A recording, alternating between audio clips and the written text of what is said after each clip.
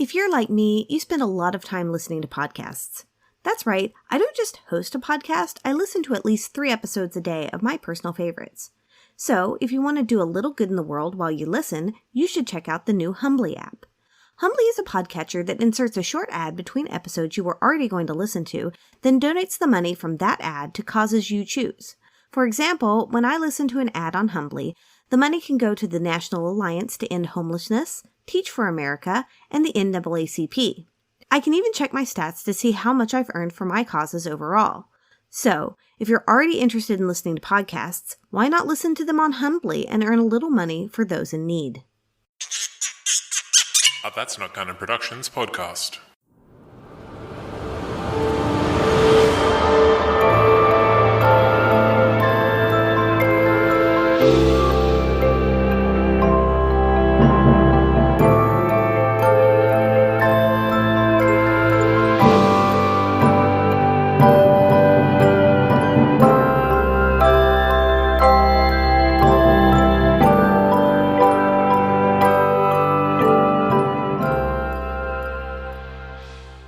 Hi there, and welcome back to Oof, Right in the Childhood, a podcast about the history and modern social implications of the Disney animated feature films in the order in which they were released. Today I'm going to talk about Aristocats, possibly the first original story from Disney. This particular movie lacks the details from the previous films. This is possibly because, in the wake of Walt Disney's death, the studio didn't keep as good of records. It could be because the studio's leadership was trying to find its footing. Regardless, I'll pepper in Disney history that doesn't have to do with this movie, so we'll have a little more in the history section. As work on The Jungle Book began to wind down, the studio started looking for its next project.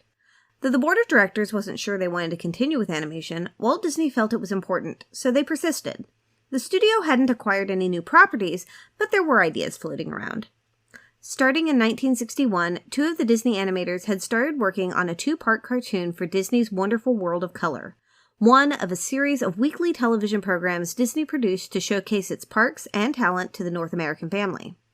The cartoon featured a mother cat and her 3 kittens being kidnapped and displaced by the servants of a rich, eccentric woman in order to thwart her plans to leave her inheritance to the cats.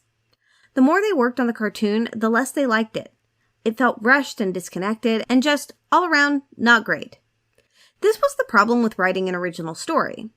Though the animators had based the story loosely around several children's books, they didn't know the direction their original story would go in. By 1963, the project had been shelved. That is, until 1966, when Walt started looking for the studio's next big project. It was then that he asked Ken Anderson to review the project and see if it was suitable for a full-length film. Ken simplified the story, got some initial character sketches completed, and brought them to Walt in late 1966. The Aristocats was the last movie Walt Disney personally approved to be made into a feature film. As you already know, Walt was dead shortly thereafter. As soon as Jungle Book was released, the studio went into full swing developing the movie. They developed the characters around their voice actors, filming the recording sessions so the animators could mimic their movements and really encapsulate their personalities. They spent 18 months developing the character designs alone. Meanwhile, the studio was quickly moving through the 60s. Prior to his death, Walt had surreptitiously purchased over 30,000 acres of land in Florida. He'd left instructions on how he wanted the company to proceed, including his plans for a much larger, more involved Disney theme park in Florida. And when I say surreptitiously, I'm understating it a bit. Disney formed dozens of shell companies and sent speculators to individual landowners to purchase their properties. Most of the realtors had no idea what they were negotiating, and thus the studio was able to secure some plots of land for as little as $100 an acre. And regardless of inflation, that was not a lot of money. That said, most of the land was swampland, and the people who owned it weren't getting a lot out of it. So, according to what I can see, the owners were happy to be rid of it. Why they owned land they didn't want is beyond me, but I bet their kids and grandkids wish they'd held out for more. The big problem came with the mineral rights. At the time, Tufts University owned the mineral rights to the land, which meant that regardless of who owned the land, Tufts could walk in and take its use over to retrieve minerals from it. Disney quietly negotiated a deal to buy the mineral rights for $15,000, which is only about $125,000 today, so I don't think there was a lot of value to the rights in the first place. The whispers started in 1964. NASA was building a new base, Ford a new production plant, Howard Hughes was Howard Hughesing. Then, in May of 1965, the Orlando Sentinel ran a story about a rumor that Disney had bought the land, but said it definitely couldn't be true because Walt had said he'd just invested $10 million into Disneyland. But a reporter named Emily Bavar wasn't convinced. In October of that year, she visited Disneyland for its 10th anniversary and casually asked Walt if he was behind all the land purchases. Apparently, Walt had absolutely no poker face because she said he, quote, looked like he had a bucket of water thrown on him, end quote. In light of these events, Walt Disney Productions announced their park in late October of 1965, instead of mid-November. At least Emily didn't blow it all out of the water too early. Then, Walt died at the end of 1966, and Roy O. Disney was thrown into the CEO chair. So, until this point, I've referred to Walt's brother as Roy, and if Roy hadn't also named his kid Roy, I could have kept doing that. From now on, we have Roy O. and Roy E. Yay! Anyway, in February of 1967, 2 months after Walt's death, Roy O. gave a speech describing what Walt imagined Disney World would be. He talked about Epcot Center, which is my personal favorite part of Disney World, and the special development district they'd build to make sure that they could keep the tax laws on their side, which is my least favorite part of Disney World. I'm not going to go into the high-level corruption that is the Reedy Creek Improvement District, because that's really not the history I'm looking for, but give it a Google. You might be shocked. Anyway, back at the studio, Aristocats was in high gear. They hired Ava Gabor for the female lead and Phil Harris, the voice of Baloo, for the male lead. Louis Armstrong was asked to voice the jazz-singing Scat Cat, but had scheduling issues, and I'm starting to see that a lot of musical numbers had scheduling issues at this time. Robert and Richard Sherman, the most prolific of the Disney songwriters, were brought in to compose for the film. They wrote several songs, but only one, Scales and Arpeggios, was left in. The Sherman brothers, having become disenfranchised with the studio's management following Walt's death, left after making Aristocats their final film. I don't talk a lot about the eras of Disney, but this one's pretty well defined. As this was the first film without Walt's oversight and under a new management, this marks the beginning of the Disney Bronze era. The film was finished for $4 million, or $26.8 million today, and was released into theaters right before Christmas of 1970. And it did pretty okay. The critics loved it, with the New York Times calling it grand fun all the way, and Roger Ebert giving it 3 out of 4 stars, calling it light and pleasant and funny. Theatergoers enjoyed it too. The domestic box offices brought in just over $10 million, or almost $70 million today. It was also a hit internationally. Aristocats was the most popular movie of 1971 in both the UK and France. Once the international box offices were counted, the movie raked in $28 million worldwide, or almost $188 million today. It was also re-released in 1980, 1987, and 1994, with a total lifetime box office of $191 million, which I don't have converted to a modern equivalent because it's all spread out and the individual numbers don't add up to that, but that's the number Variety published in 2003. All in all, that wasn't a bad showing for Walt Disney Productions' first non-Walt Disney film. If I were a betting gal, I'd say it probably reinforced the board of directors' faith a little bit. After all, they had had 2 hits in a row. What could possibly go wrong? So is this a great movie? Is it grand fun and light and pleasant? Stay tuned after this short break, and I'll dive into it. Today's episode is brought to you by Kind Bar. Kind is deeply committed to crafting food with real, recognizable ingredients, a disruptive notion that sparked the creation of a new, healthy snacking category. Kind is unapologetic in their efforts to challenge the status quo, to shift the food industry, and empower their community and my listeners to make better, informed choices about health. Kindness can be a transformative force for good, and that's why I teamed up with Kind and Podgo to bring my listeners 10 or 15% off for military, teachers, students, first responders, doctors, and nurses. So head to podgo.co/kind. That's podgo.co/kind. Kind Bar, creating a kinder and healthier world, one act, one snack at a time. Hi, I'm Bex, also known as Potato Lady Podcast Reviews. Every weekday, I tweet out reviews of indie podcasts. My goal is to unite listeners with their next favorite show, like the one you're listening to now. I also have a newsletter that provides links to reviews, sneak peeks, ad space, and more. So follow me on Twitter at BexGoose, that's BEXGOOS, to start getting week daily reviews. Find all the info you need, including the link to sign up for my newsletter, in the thread pinned to my profile. And feel free to get at me if you need a recommendation. And now, back to your show.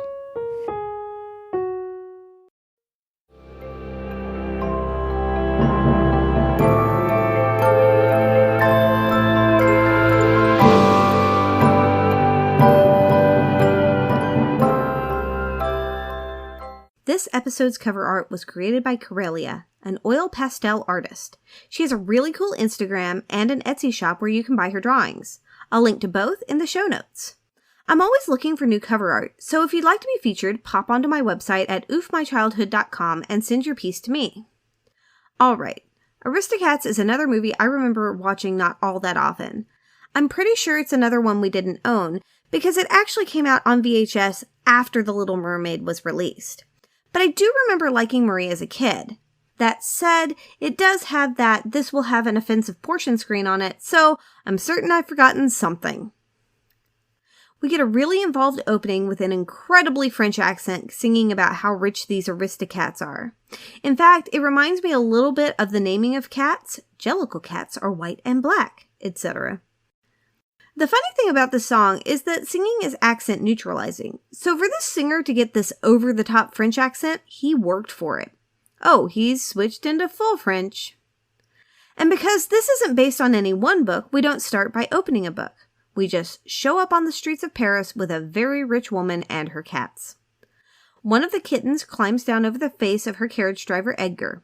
The horse's name is Frou Frou. Mama Duchess reminds Berlioz that he should thank Frou Frou for pulling the carriage because it's nice to thank your servants. The Madame, whose name we don't know but is Adelaide, can call these cats and they come. I would please like her to come train Gandalf and Éowyn. She's waiting for her lawyer, who appears to be a humanized version of Mr. Toad, loud motor car, loud singing, and all. He's also about 300 years old and makes jokes about elevators being for old people. He then tricks Edgar into giving him a piggyback ride up the slippery marble staircase. You know, he's too dignified for an elevator, but he'll put an adult in danger by climbing on his back without notice or consent. Yikes. Meanwhile, Madame Adelaide is dancing in front of a full-length gilded mirror with a feather boa. I've seen it said that Adelaide is the epitome of happy women, and it's not wrong. She's rich beyond good sense, she has no children, and is super happy with her glamorous life and her cats. She's not portrayed as an old spinster or a crazy cat lady, but just as a well-adjusted, happy woman who chose to be on her own in 1910. Heck, I think Duchess has a diamond collar in this scene. Edgar shows up exhausted because you shouldn't carry grown people up the stairs if you can avoid it. Adelaide is playing Carmen by Berlioz on her phonograph, and this explains a lot about her, actually. She debuted as Carmen, an opera singer. That explains her money. And the black kitten's name is Berlioz. She's called Georges to make her will. Georges looks more and more like Mr. Toad as this goes on. Making a will is a private matter, but it seems Adelaide has forgotten about the speaker in her room that goes directly into the servants' quarters. Edgar can hear everything. Adelaide has no living relatives. Therefore, she's decided to leave everything to her cats, and then when they die, Edgar will get the remainder of the estate. And before we talk about how Edgar devolves this, it's actually pretty wonderful. Yes, Edgar would have to take care of the cats, but he'd get all of the perks of the estate and just have to feed them and scoop a litter box. Edgar sees it differently, and in an incoherent ramble of justification, he says each cat will live 12 years and each cat has 9 lives, so he's thinking that like each of the cat's lives starts at the end of the other and then they have 9 lives, and according to his math, it's 4 times 12 times 9, which is 432 years, which is way too long for him to wait for an estate. But if he assumes he just has 12 years from now, would he have been okay with this? So yeah, he assumes he'll die before the cats, and instead he's decided to kill his employer's kittens in order to get money. We cut to a much more happy scene of the kittens being kittens. This is interrupted by Toulouse, the orange kitten, being a misogynist and saying, "Females never fight fair." Oh my god, what is this movie? Duchess comes in and tells the kittens to not act like kittens. Marie says, "Ladies do not start fights, but they can finish them," and I got a good laugh out of that. Berlioz is very logical. They're just practicing biting and clawing, which is actually a thing. Baby animals play to practice their fighting and hunting instincts. Duchess, however, would like them to practice different things. Toulouse will practice painting, and he makes a painting of Edgar, and Duchess says not to make fun of someone who cares for them so much. Meanwhile, Edgar is making a poison concoction to feed the cats. This is great! I love this movie! Edgar and Cruella should get married. Oh, it's not poison, it's a sleeping concoction. It seems the cats drink eggnog from what he pours into that pot. Back to the kittens. Berlioz plays the piano and Marie sings along. And during these scenes, I always wonder what the humans hear while this is going on. Like, does Adelaide hear a well-composed song, or does she hear piano pounding and caterwauling? Also, Toulouse gets paint on the piano, which I'm sure Edgar loves. Edgar delivers their sleeping draft, and a mouse appears with a cracker. The mouse's name is Roquefort, and he has Winnie the Pooh's voice too.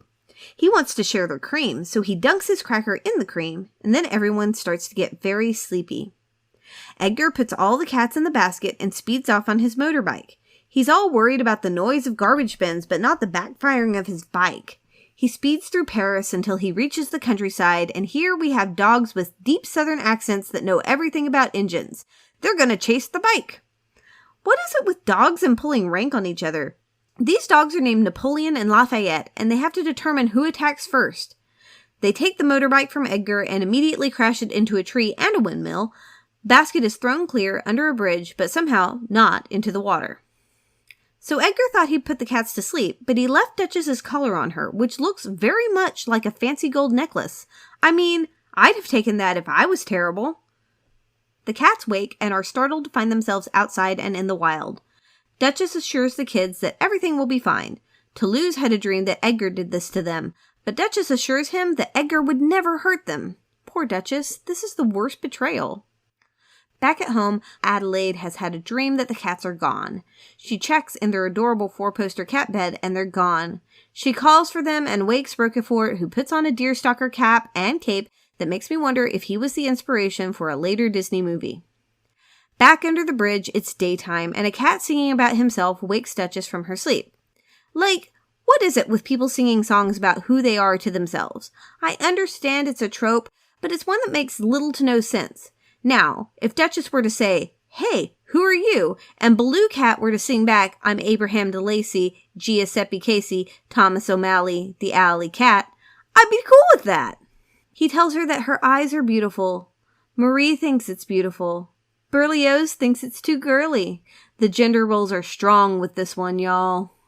Duchess says she needs to get back to Paris, and O'Malley starts talking about how he'll take her on a magic carpet ride, and it'll be so romantic with just the two of them. Wait, you have kids?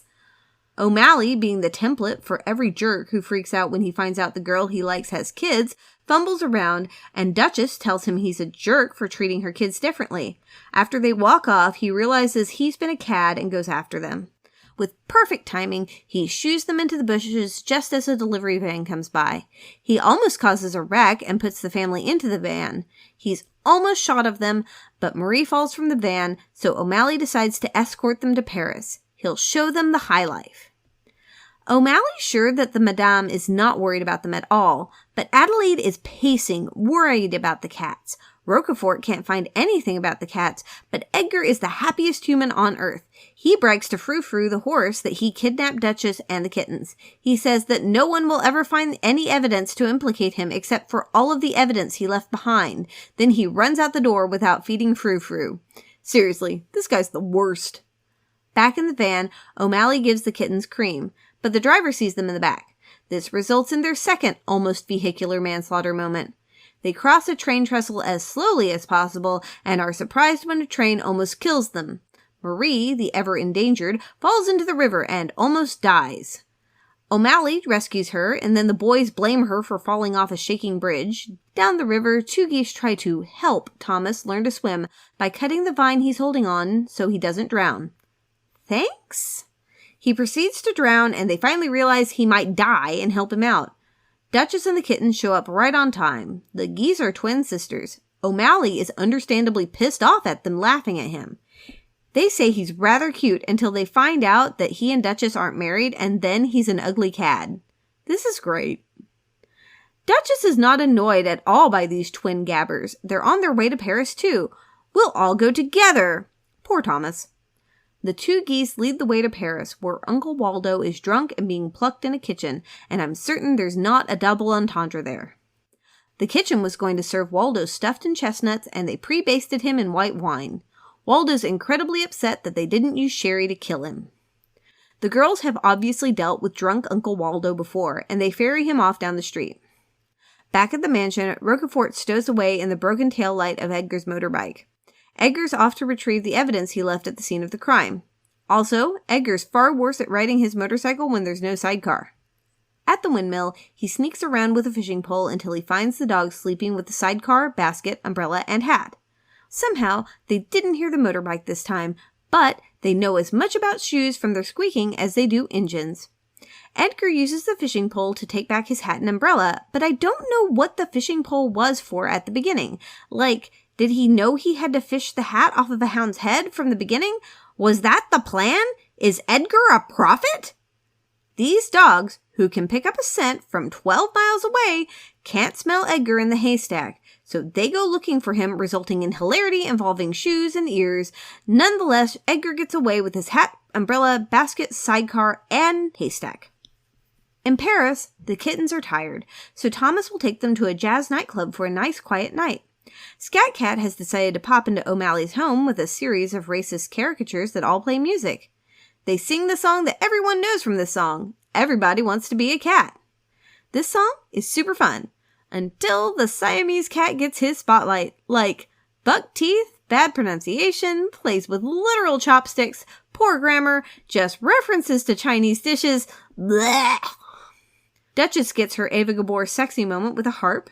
They do something in this bridge that I really appreciate when they talk about what's happening in the music. Hold on while we modulate. Then, back to the loudest music in the world that literally brings down the house. Who owns this building? How did they explain that to their insurance the next day? Once the racist jazz band has left, the kittens are settled into bed, and O'Malley's falling in love with them, as well as with Duchess. Duchess and Thomas sit in the moonlight overlooking Paris and make eyes at each other. Marie spies on them because she's in love with love. Duchess would love Thomas to be her husband, but she can't leave Madame. O'Malley can't understand because, to Madame, they're just house pets. Duchess insists this isn't true. I mean, she's literally wearing a gold and diamond collar. At the very least, they're doted upon house pets. O'Malley is sad to see them go, but he'll take them tomorrow. The kittens are heartbroken, and Toulouse says, well, we almost had a father. And okay, I make fun of a lot of off-color moments in these films, but this moment is singularly painful to watch. I hurt for these kittens and their want for a father, and also, where is their father? The next day, as the cats walk up to the house, Roquefort sees them and ties Edgar's shoes together. He tries to warn the kittens away, while Duchess and O'Malley say a Casablanca goodbye. Edgar opens the door and immediately puts them in a sack. This time he dispenses of the pleasantries. Madame hears cats and runs down the stairs. Edgar throws them in a thankfully cold oven and tells Madame to call for them. Roquefort knows to run after O'Malley because Duchess tells him to do that. Thomas is like, hey, go get my friends you've never met and will almost certainly be hungry and want to eat you. Roquefort finds the alley cats and immediately forgets O'Malley's name until he's about to die. The cats take off without asking where they should go, and their clouder plus mouse makes a man stop drinking. Meanwhile, Edgar is shipping Duchess and the kittens off to Timbuktu, a place so traditionally in cartoons I didn't know it was a real place until I was an adult. O'Malley jumps on him, Frou-Frou tries to stop him, Edgar almost kills Thomas with a pitchfork, and the alley clouder appears and attacks him. Roquefort can pick the combination lock, but only if everything is silent. The cats escape from the trunk, and they get Edgar into it just in time for the truck to take him to Timbuktu. At the house, Mr. Toad, Georges' car is out front. Madame is taking a family portrait with Thomas and the kittens while Georges rewrites the will. I wonder who will take care of the cats when she dies now. Going completely against everything that Madame has stood for until now, she says, we do need a man around the house. Oof! Right in the childhood. Yep. After everything that has happened in this movie that has been cringeworthy, by Twitter poll, this is the worst. She says there's a surprise downstairs, and she's taken all of the alley cats of Paris, and they've started a jazz club with all the previous bit characters. Hey, this movie is wow. Like I said, I did watch this movie as a kid, but I only remembered the basic outline of the movie and that Marie was adorable, and that's it. And wow, it is just really depressing to watch as an adult. In fact, as I mentioned just a minute ago, I had so many oof moments in this episode that I took to a Twitter poll to determine which was the cringiest moment. Believe you me, that was not the only time my eyes threatened to pop out of my skull. Gee, I can barely wait for what lies ahead. But what do you think? Do you remember Aristocats fondly, or do you also have some deeply sad moments over it? Let me know on my social media. You can find me on Facebook, Instagram, and Twitter at oofmychildhood. And who knows, there may be future Twitter polls for what is the cringiest moment of a Disney movie. You should pop on by. If you'd like to support the show, please head over to Apple Podcasts and leave a rating and review. Even if you don't listen on Apple Podcasts, those ratings and reviews affect almost every other podcatcher. If the app you're using right now has a rating system, please consider rating and reviewing there as well. I also have a Patreon page where you can contribute monetarily to the podcast. For just $1 every month, you get an ad-free version of the regular episodes one day early, and for $5 a month, you get a bonus episode that discusses the history and commentary of other childhood favorites. This month, I'm discussing the 1977 Topcraft version of The Hobbit and how it came to be. Patrons also get a say in what bonus episodes I'm making for the future, so if you want more of my rabbit hole research, that's the place to go. I also have single bonus episodes available at oofmychildhood.com if you don't want to commit to a monthly subscription. You can also find mugs, aprons, and t-shirts on the website. My theme music was composed and played by Sean Rudolph of Let Music Be. For more information on that studio, you can visit their website at letmusic.be or check the show notes for an easy link. You can find transcripts for each movie episode on my website, and if you check out my YouTube channel, I have captioned video versions of each episode as they're published. I do my best to provide YouTube videos and transcripts at the same time as each podcast episode is released, but if this one isn't up yet, you can always check on my website for an update and a link to the appropriate video. Thank you so much for joining me today. I hope you come back each week to discuss Disney through modern eyes. This episode was written, recorded, and produced by me. I release a new episode every Monday through Apple Podcasts, Spotify, and many, many other podcatchers. So until next time, keep the magic alive.